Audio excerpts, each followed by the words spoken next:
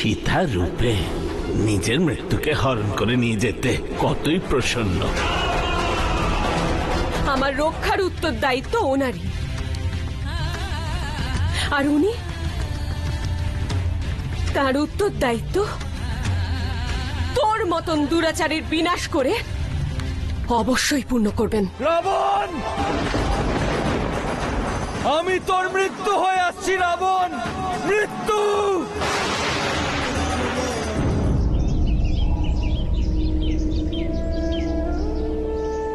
আজ যেন মনে হচ্ছে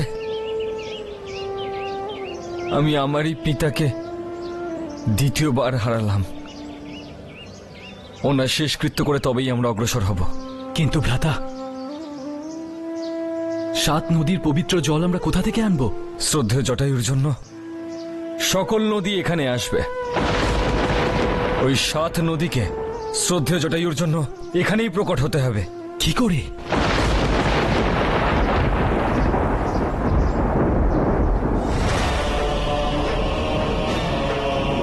হে গঙ্গা, যমুনা, গোদাবরী, নর্মদা, সিন্ধু, কাবেরী আর সরস্বতী, আমি দশরথ পুত্র রাম আপনাদের আহ্বান করছি যে কৃপা করে আপনারা এখানে প্রকট হন।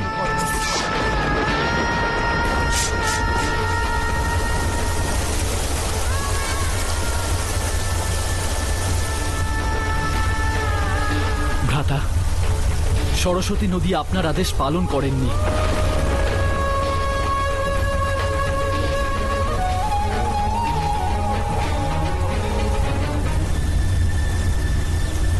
হে সরস্বতী নদী, যদি তুমি এখনই এখানে প্রকট না হও তাহলে আমার এই বাণ স্বয়ং তোমাকে বন্দী করে নিয়ে আসবে।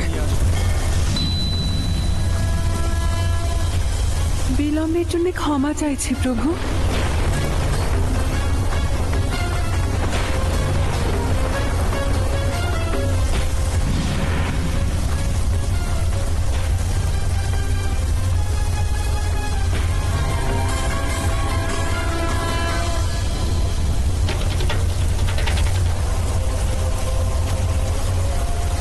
চলুন ভ্রাতা, আমরা দক্ষিণ দিশার দিকে এগোই রাবণের খোঁজে।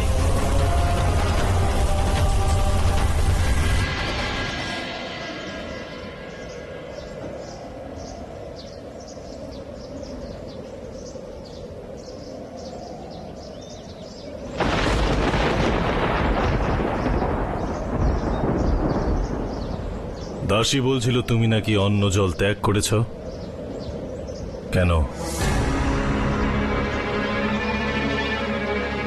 যে সাম্রাজ্যে আমি আছি তা এক পাপে ভরা সাম্রাজ্য, আর এই পাপের পৃথিবীতে উৎপাদিত কিছুই গ্রহণ করব না আমি। তোমার তো প্রসন্ন হওয়া উচিত যে তুমি সংসারের শ্রেষ্ঠতম, শক্তিশালী, পরাক্রমী, বলশালী, ত্রিলোক বিজয়ী রাবণের লঙ্কাতে আছো।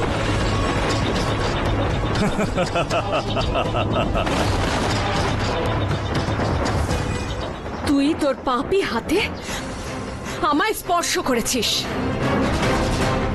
তোর সর্বনাশের জন্য তোর এইটুকু দোষই পর্যাপ্ত। ওই ধর্মপরায়ণ শ্রীরাম অবশ্যই তোর আর তোর লঙ্কার বিনাশ করবেন। কোন রামের কথা বলছো তুমি? ওই বনবাসীর, যে রাজ্য থেকে বিতাড়িত হয়ে বনে বনে ঘুরে বেড়াচ্ছে? সুন্দরী, তোমার জন্ম সংসারে সমস্ত সুখ ভোগ করার জন্য হয়েছে, যা এই লঙ্কেশ রাবণ তোমায় দিতে পারে। আমি তোমাকে লঙ্কার মহারানী বানাবো। তুই আমার দিক থেকে তোর মন সরিয়ে নে রাবণ, কারণ তুই আমায় আকাঙ্ক্ষা করারও যোগ্য নোস। মিথিলেশ কুমারী, আমি তোমাকে চাই, আমি তোমার প্রতি প্রেমাসক্ত। আমার প্রেমকে অধর্ম মনে করো না। আমরা রাক্ষস। পরস্ত্রীর প্রতি প্রেম, বলপূর্বক তাকে হরণ করা, এসবই তো রাক্ষসদের ধর্ম। কিন্তু তুমি আমায় বিশ্বাস করো, যতক্ষণ তুমি আমায় আপন করে না নেবে আমি তোমায় স্পর্শ করব না। ওগো চন্দ্রমুখী, তুমি নারী কুলের রত্ন, অদ্বিতীয়া তুমি। আমার তো এমন মনে হয় যে রূপের সৃষ্টিকারী এই বিধাতা তোমার মতো রত্নকে বানিয়ে সৃষ্টি করাই ভুলে গেছেন। তাই তো তোমার মতো কোনো দ্বিতীয় নারী এই ধরাতলে আর নেই। তোর এই প্রশংসা আর বিনম্রতা তোর দুষ্কর্মকে চাপা দিতে পারবে না। এই মুহূর্তে যা বলছিস তা তোর মন নয়, তোর বিলাসিতা তোকে বলাচ্ছে। তোর ঐশ্বর্য আর সম্পদ দিয়ে আমাকে ভোলাতে পারবি না।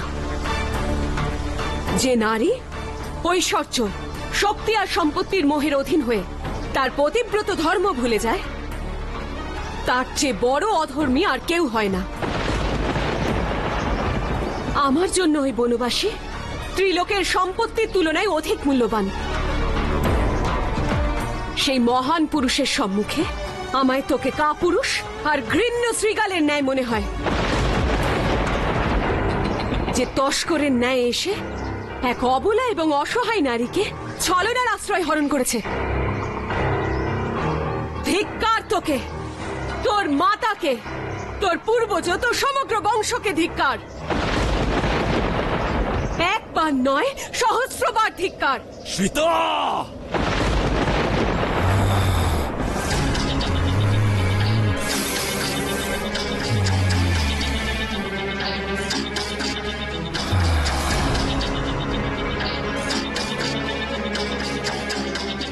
তোমার কঠোর বচনের দণ্ড প্রাণদণ্ড হওয়া উচিত সীতা, কিন্তু আমার প্রেম আমার ক্রোধকে বশ করেছে। আমি আজই তোমার পতিব্রতা হওয়ার অভিমানকে ভেঙে দেব। আমি এক্ষুনি এই মুহূর্তে তোমাকে এই সোনার লঙ্কার মহারানী হওয়ার সৌভাগ্য প্রদান করব। সাবধান রাবণ, এই তৃণকে অতিক্রম করার চেষ্টাও করবি না। একটা শীর্ণ তৃণকে শস্ত্র বানিয়ে ত্রিলোক বিজয় রাবণের সঙ্গে যুদ্ধ করতে চাও? এ শুধু তৃণ নয়, এটা একজন ধর্মপ্রাণ নারীর শীলতা আর সত্যের অগ্নিবাণ। যদি আমি আমার কর্ম, হৃদয় ও প্রতিশ্রুতি দিয়ে আমি আমার স্বামীকে ভালোবেসে থাকি, তাহলে হে নারী ধর্মের মানব মূর্তি মাতা অনুসূয়া, এই তৃণকে অতিক্রম করলে যেন এই রাক্ষস ভস্ম হয়ে যায়। রাবণ সেই পাপী নয় যে তোমার কথায় ভস্ম হয়ে যাবে। সীতা, এসো আমার সঙ্গে। সাবধান রাবণ, তুমি আমার স্ত্রীকে ধর্ষণ করেছ। আমি অভিশাপ দিচ্ছি যে যদি কোনো নারীকে তার ইচ্ছার বিরুদ্ধে তার শ্লীলতা ভঙ্গ করো, তাহলে তোমার মস্তক চূর্ণ বিচূর্ণ হয়ে যাবে।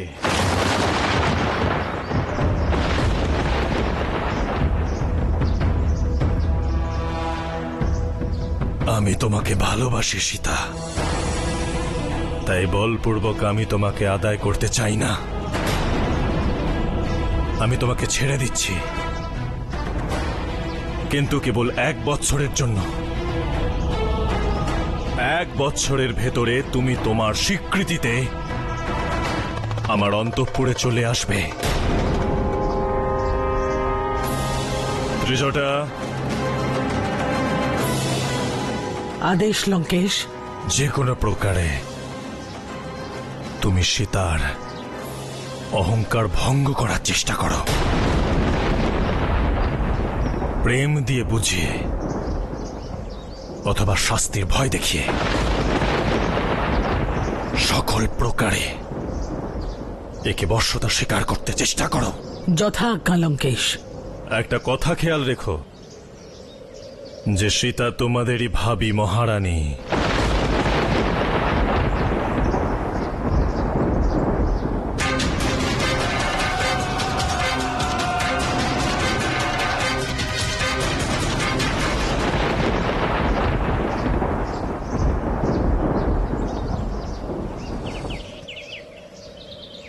ভ্রাতা, এই বন তো অতি ভয়ঙ্কর মনে হচ্ছে। দূর দূরান্ত পর্যন্ত কোনো মনুষ্যের চিহ্ন দেখা যাচ্ছে না। ভ্রাতা, আমি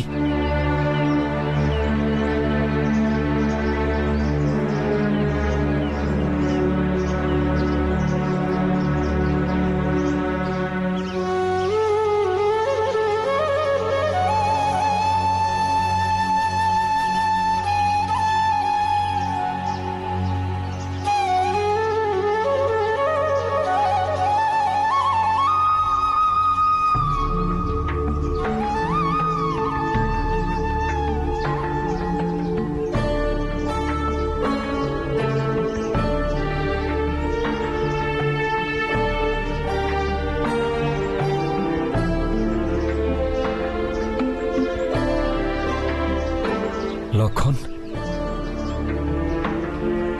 সীতার এই ময়ূরের পালক খুব প্রিয়, খুব প্রিয়। ভ্রাতা, আমি জল নিয়ে আসছি।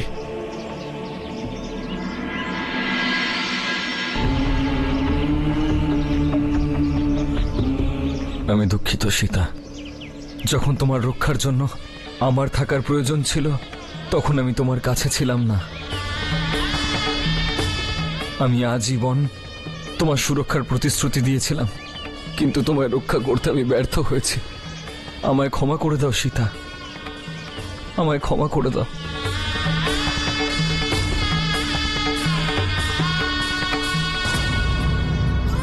না স্বামী, দোষ আমার ছিল। আমি আপনার কথা অমান্য করেছি। যে সীমারেখা আমার জন্য নির্ধারণ করেছিলেন, আমার তার বাইরে যাওয়া উচিত হয়নি। এখন আমি প্রতীক্ষা করছি যে আপনি শীঘ্র, অতি শীঘ্র এসে পড়বেন আর আমাকে এখান থেকে নিয়ে যাবেন। আমি আসছি সীতা, আমি আসছি। আমি অনন্তকাল আপনার প্রতীক্ষা করব। সীতাকে খুঁজতে খুঁজতে আমার চক্ষু ক্লান্ত, কিন্তু আমি ক্লান্ত নই।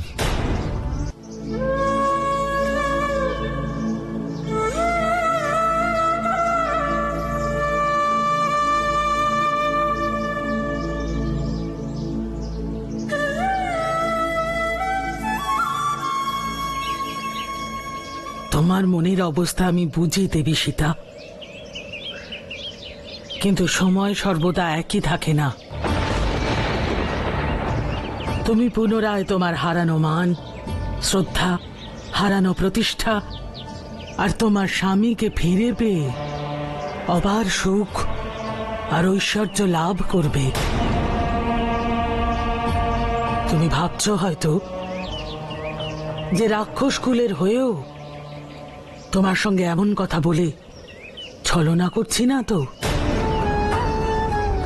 এই ত্রিজটাকে তুমি মিত্র মনে করো সীতা, কারণ তোমার স্বামী ভক্তি দেখে আমি তোমার ভক্ত হয়ে গেছি। আমি জানি যখন থেকে এখানে এসেছো তুমি কিছুই খাওনি।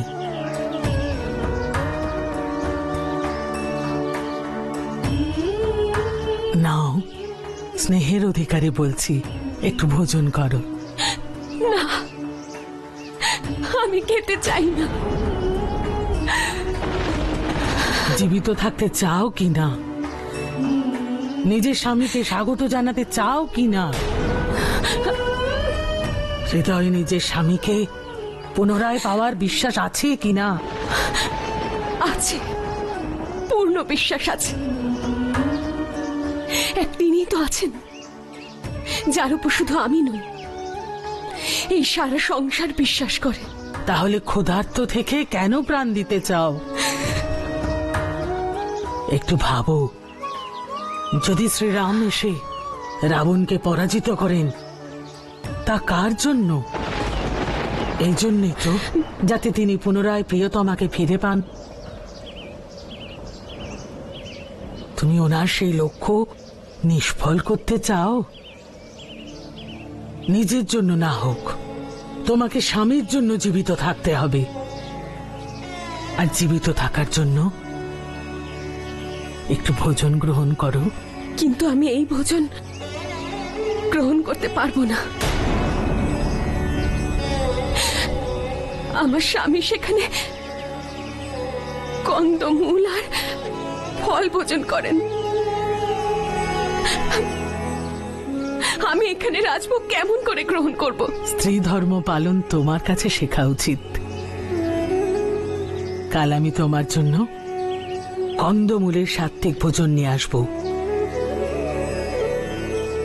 কিন্তু কোথা থেকে? লঙ্কাতেও কিছু সাত্ত্বিক মানুষ আছেন, মহারাজ বিভীষণের ন্যায় নীতিবান। আমি সেখান থেকেই সাত্ত্বিক ভোজন নিয়ে আসবো কন্যা। মাতা, হ্যাঁ কন্যা, আমার কোনো সন্তান নেই। তোমার মতো আদর্শ কন্যা পেয়ে আমি ধন্য হয়েছি। মাতা, হ্যাঁ কন্যা।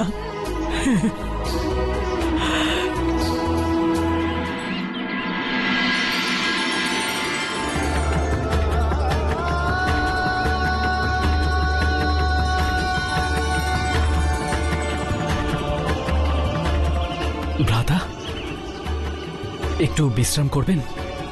ক্লান্ত দেখাচ্ছে।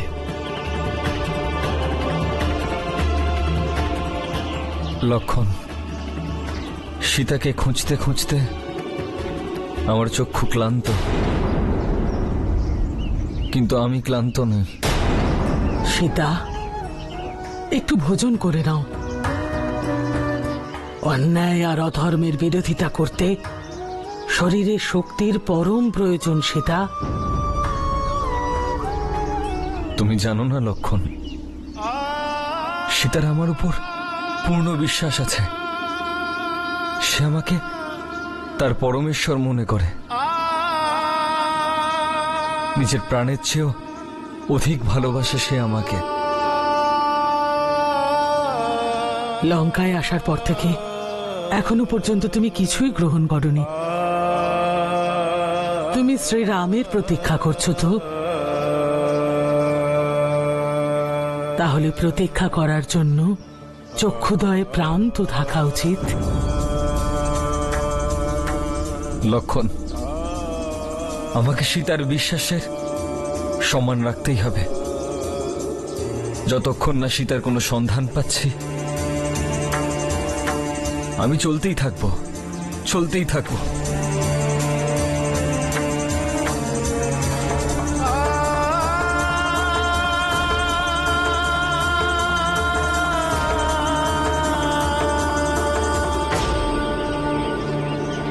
ভ্রাতা,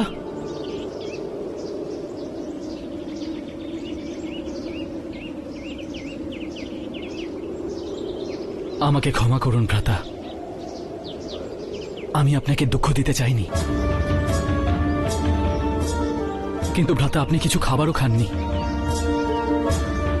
আমি আপনার জন্য কিছু ফল নিয়ে আসছি। না লক্ষণ, সীতাও হয়তো কিছুই খায়নি। সে সবসময় আমার ভোজন হয়ে যাওয়ার পরেই অন্ন গ্রহণ করে। সেই জন্যই তো ভ্রাতা, আপনাকে কিছু খেতে হবেই, যাতে সীতা বৌদি কিছু খেতে পারেন। তুমি আমার কন্যা সমান। এই মাতার কথা শোনো আর একটু ভোজন গ্রহণ করো। মাতা, আমি এই পাপ নগরী লঙ্কার জলও গ্রহণ করব না। আমার স্বামী আসবেন এবং আমায় যে অবস্থায় দেখবেন এখান থেকে নিয়ে যাবেন, নিয়ে যাবেন।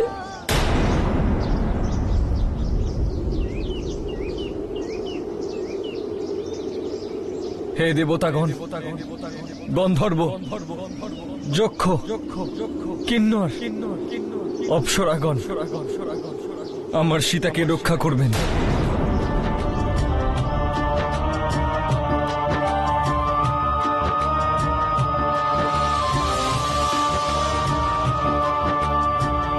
अन्न जल त्यागते देख सिया को ब्रह्मा और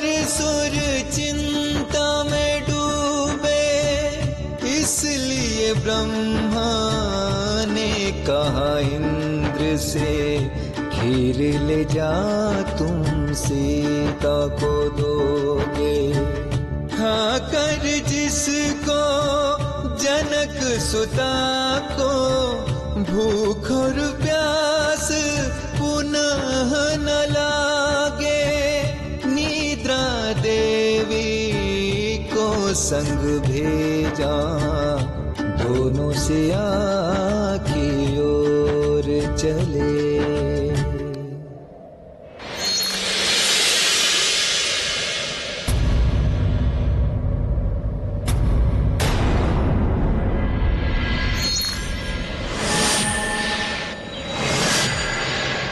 হে দেবী, আপনার কল্যাণ হোক।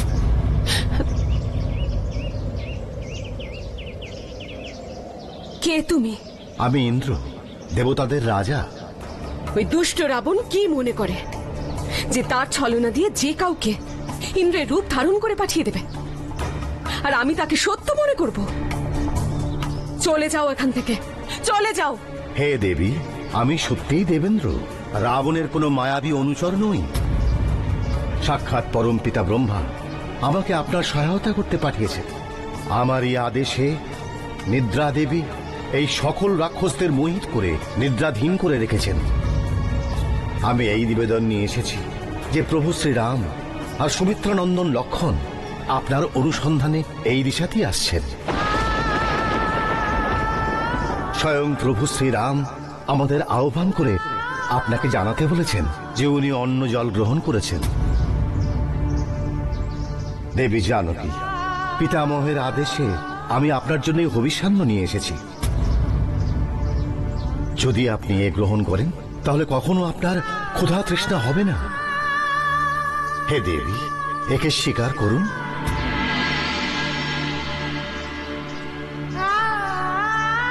হে দেবী, একে স্বীকার করুন।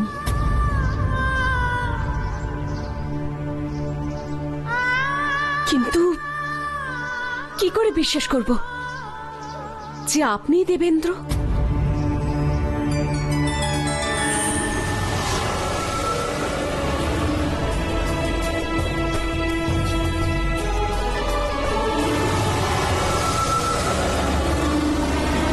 সমস্ত প্রাণীর আধ্যাত্মিক উন্নতি আর শক্তি অনুযায়ী তার শরীরের চতুর্দিকে এক তেজপুঞ্জ, এক প্রকাশের ক্ষেত্র তৈরি হয়। শক্তি যত বৃদ্ধি পাবে, প্রকাশের ক্ষেত্র ততই বড় হবে। দেবেন্দ্র,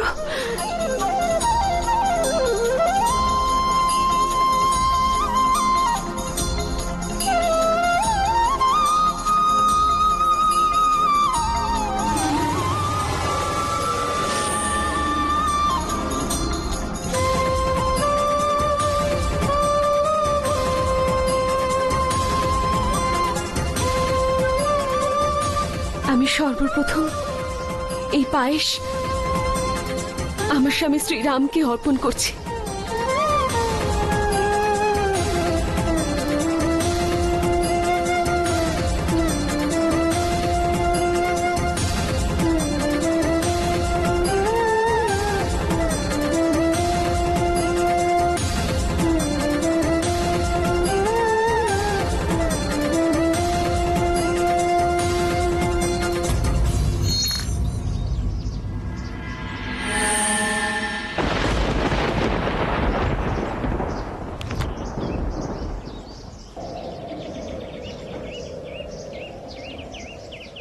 ভ্রাতা, এমন মনে হচ্ছে যে রাক্ষসদের আতঙ্কের কারণে এই বন মনুষ্য আর জীবজন্তু রহিত। এমন মনে হচ্ছে যেন এখানে কোনো প্রাণী নেই।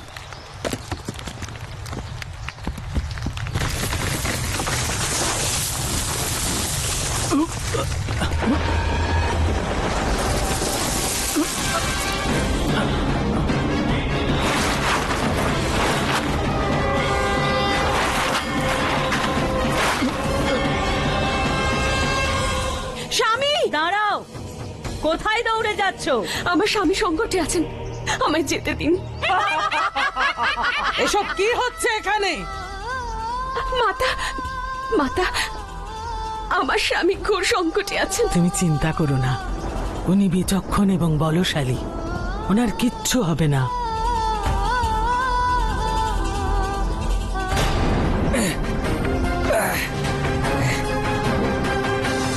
ভ্রাতা, এর আগে যে আমরা দুজনেই এর খাদ্যে পরিণত হই, তার চেয়ে ভালো হবে যদি আপনি আমায় এর কাছে বলি চড়ান এবং সীতা বৌদির খোঁজে চলে যান।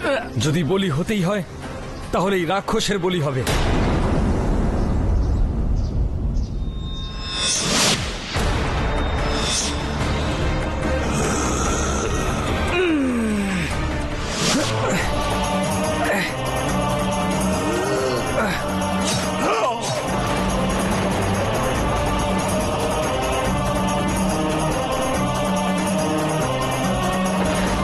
হে বিদয়, আপনারা কে হন? ইনি ইক্ষ্বাকু বংশজ মহারাজ দশরথের পুত্র শ্রীরাম, আর আমি ওনার অনুজ লক্ষণ। আমার এই দুই বাহু আমার কঠিন বন্ধন ছিল। খুব সৌভাগ্য যেদের আপনারা কেটে ফেলেছেন। যদি আপনারা দুজন অগ্নিদ্বার আমার দাহ সংস্কার করেন, সহায়তা পাবেন। একজন আদর্শ মিত্রের পরিচয় দেব। যে রাবণ আমার সীতাকে অপহরণ করে নিয়ে গেছে, তার মুখচ্ছবির সঙ্গে আমি পরিচিত নই। সে কোথায় থাকে, তার প্রভাব কতটা, এই বিষয়ে আমরা অনভিজ্ঞ। যদি তুমি আমাদের সাহায্য করতে চাও তাহলে আমাদের এই কথা বলো যে আমাদের সীতা কোথায় আছে, আর সেই দুষ্ট রাবণ তাকে কোথায় নিয়ে গেছে। তোমার কাছে কৃতজ্ঞ থাকব। শ্রীরাম, যতক্ষণ আমার এই দেহের অন্তিম সংস্কার না হচ্ছে ততক্ষণ আমি আমার দিব্য জ্ঞান ফিরে পাব না। অতএব আপনারা সূর্যাস্তের পূর্বে আমার ক্ষত্রিয় বিধি অনুযায়ী দাহ সংস্কার করুন।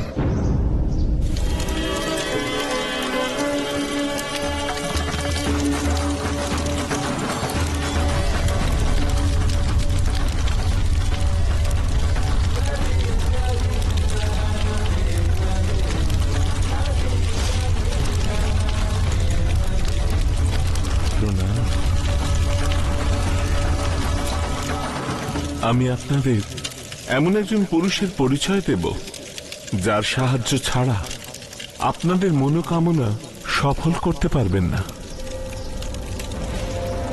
সেই পুরুষের নাম রাজা সুগ্রীব। উনি জাতিতে বানর। এরপরে উনি সীতার সন্ধানে আপনাদের সহায়ক হবেন আর মিত্রও হবেন।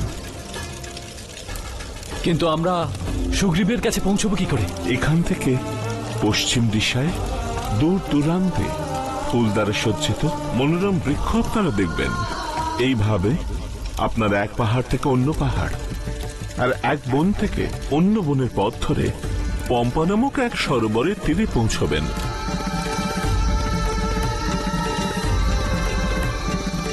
পম্পার সম্মুখে ঋষ্যমুখ নামক পর্বত আছে। ধর্মাত্মা সুগ্রীব বানরদের সঙ্গে সেই পর্বতেই বাস করেন।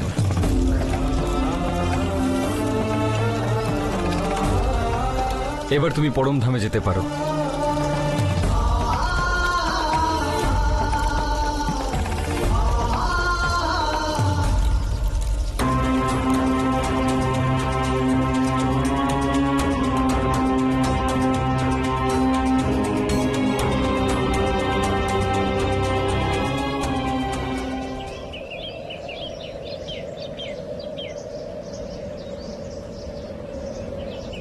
ভ্রাতা, ভ্রাতা, আমাদের প্রতি পদক্ষেপ আমাদের ঋষ্যমুখ পর্বতের দিকে নিয়ে যাচ্ছে।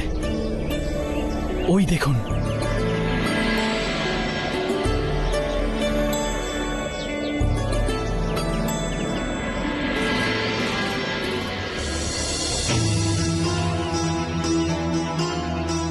ভ্রাতা, কবন্ধ ঠিকই বলেছিল। ওই দেখুন পম্পা সরোবর।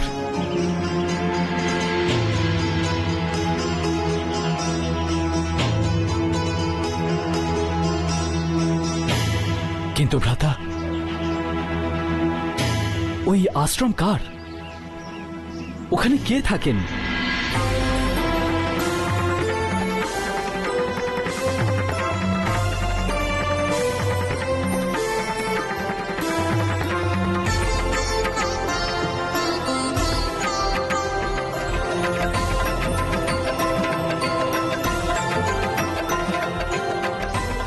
আমার প্রভু শ্রীরাম অবশ্যই আসবেন। আমার প্রভু শ্রীরাম আমার দ্বারে অবশ্যই আসবেন।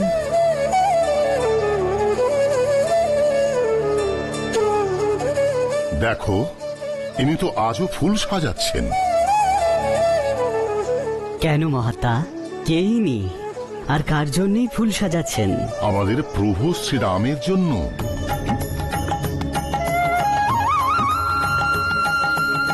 অযোধ্যার নরেশ মহারাজ দশরথের পুত্র শ্রীরাম এখানে তোমার এই আশ্রমে কেন আসবেন? উনি আসবেন, অবশ্যই আসবেন। আমার গুরু মাতঙ্গ ঋষি বলেছেন।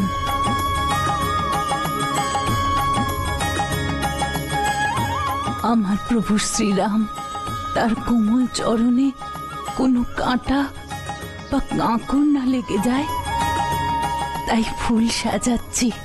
উনি আসবেন, অবশ্যই আসবেন। পরশুও তো সাজিয়েছিলেন। হ্যাঁ, সাজিয়েছিলাম।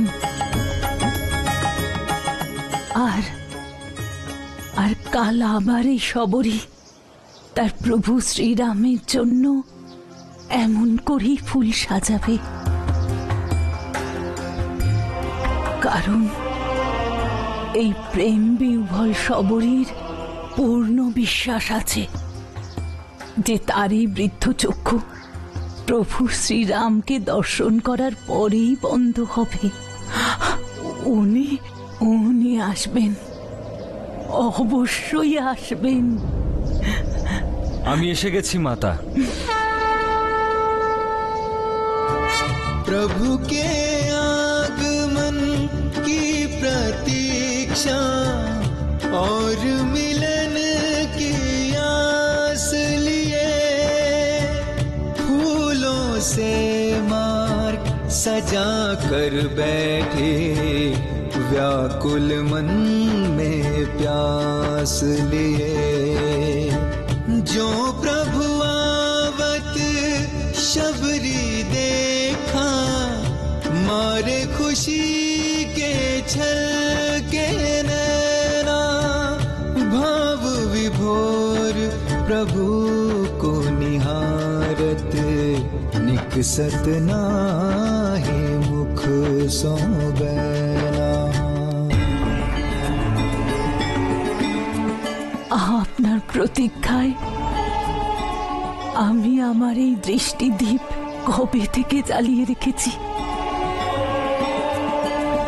হে রাম, আপনার কৃপায় আমার এই জীবন সফল হলো প্রভু। আমি ধন্য হলাম প্রভু, আমি ধন্য হলাম প্রভু, আমি ধন্য হলাম প্রভু, আমি ধন্য হলাম।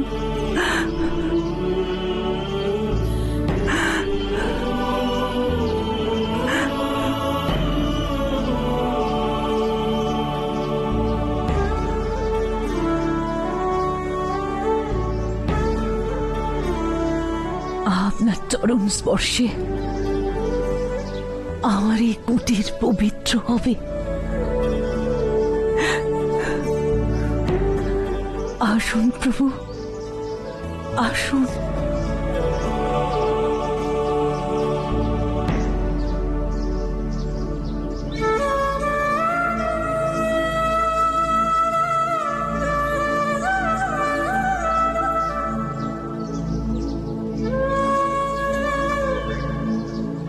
প্রভু, আপনার চরণ ধুয়ে দিই। না মাতা, এখন আর তার কোনো প্রয়োজন নেই। আপনার স্নেহের স্রোতে সিক্ত হয়ে আমি আগেই পবিত্র হয়েছি। প্রভু, আপনি ক্ষুধার্ত না? হ্যাঁ। আমি এক্ষুনি ফল নিয়ে আসছি, ফল নিয়ে আসছি, নিয়ে আসছি আমি।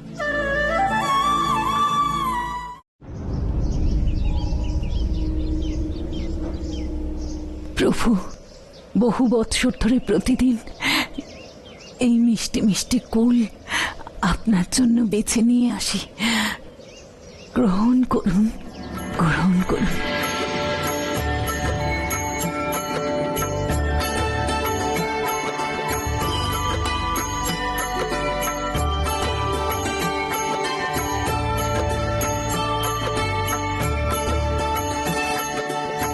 ভ্রাতা,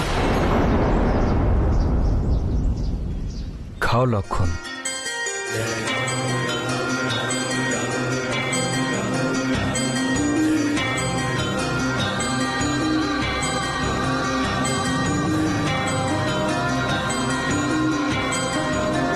খাও লক্ষণ। जय जय श्री राम,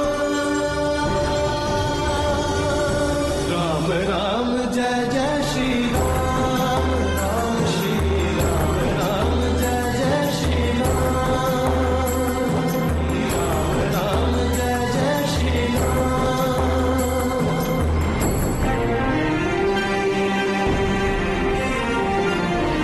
মিষ্টি লাগছে। এর প্রশংসার জন্য আমার কাছে শব্দ নেই। বহু বৎসর পর এমন মনে হচ্ছে যেন মাতা কৌশল্যা নিজে আমায় খাইয়ে দিচ্ছেন।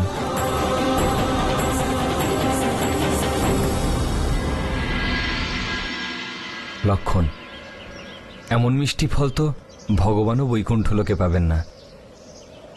এইসব আমার গুরুদেব মহামুনি মাতঙ্গের প্রভাবে হয়েছে। ওনার তপবলের প্রভাবে এই বনের ফুল কখনো শুকিয়ে যায় না, আর ফল সর্বদা সুস্বাদু থাকে।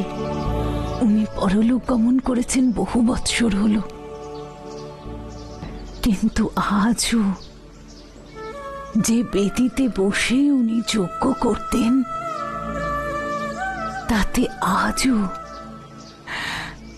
এক দিব্য প্রকাশ প্রকট হয়ে আছে। প্রভু, কতই না পবিত্র সেই স্থান, আর কতই না ভাগ্যবতী আপনি, যেমন পরম পুরুষকে সেবা করার সৌভাগ্য পেয়েছেন আপনি।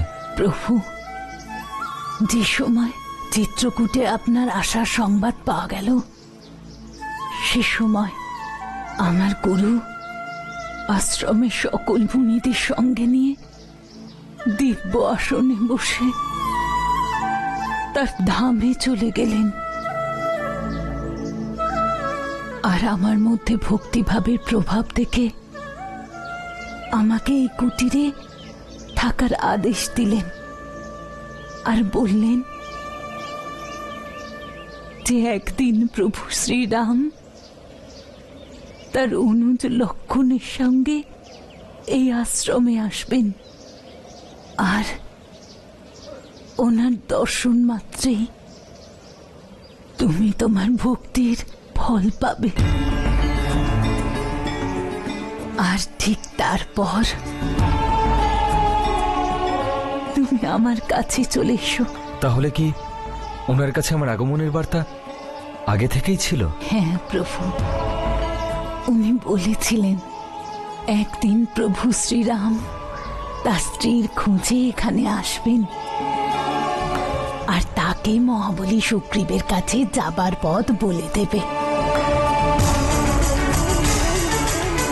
আর ওনাকে এও বলো যে মহাবলী সুগ্রীবের সঙ্গে মিত্রতা করে উনি রাবণকে অবশ্যই পরাজিত করবেন।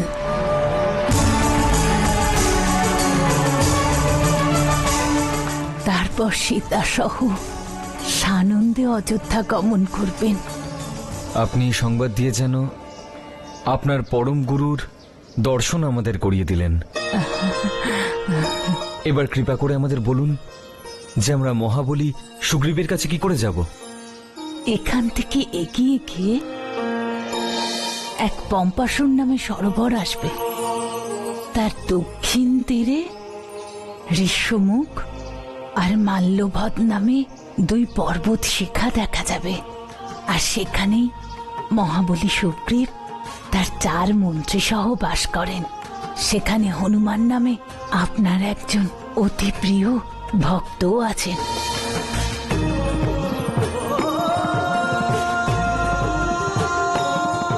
তার সহায়তায় আপনি মহাবলী সুগ্রীবের সাথে সাক্ষাৎ করবেন, আর আপনার দ্বারা ওনার একটি অভীষ্ট কার্যও পূর্ণ হবে প্রভু।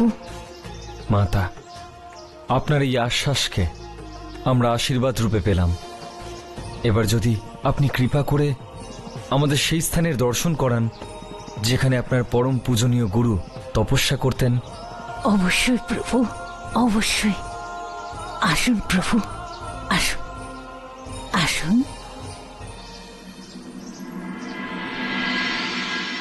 আসুন প্রভু, আসুন প্রভু, আসুন।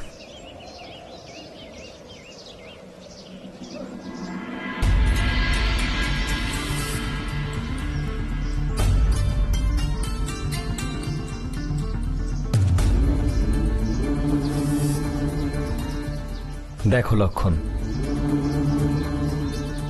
যখন মানুষ স্বার্থের সীমা অতিক্রম করে পরমার্থের ভূমিতে তপস্যা করেন তখন তার শক্তিতে কেমন তেজ থাকে। যে ঋষি হিংসার এই প্রদেশে অহিংসা আর ধর্মের আলো জ্বেলেছিলেন তার প্রকাশ এতগুলি বৎসরেও ম্লান হয়নি। মাতা, এবার আমাদের প্রস্থানের আজ্ঞা দিন মাতা। আজ্ঞা তো তার আগে আপনাকে আমায় দিতে হবে রঘুবীর, আর তারও আগে আপনি আপনার ভক্তি আর ভক্তির কেন আমাকে দেবেন প্রভু। মাতা, আমি আমার গুরুদের কাছে নবধা ভক্তির যে মহিমা শুনেছি তা আমি আপনাকে হৃদয় দিয়ে শোনাচ্ছি, আর আপনিও তাকে হৃদয়ে ধারণ করুন।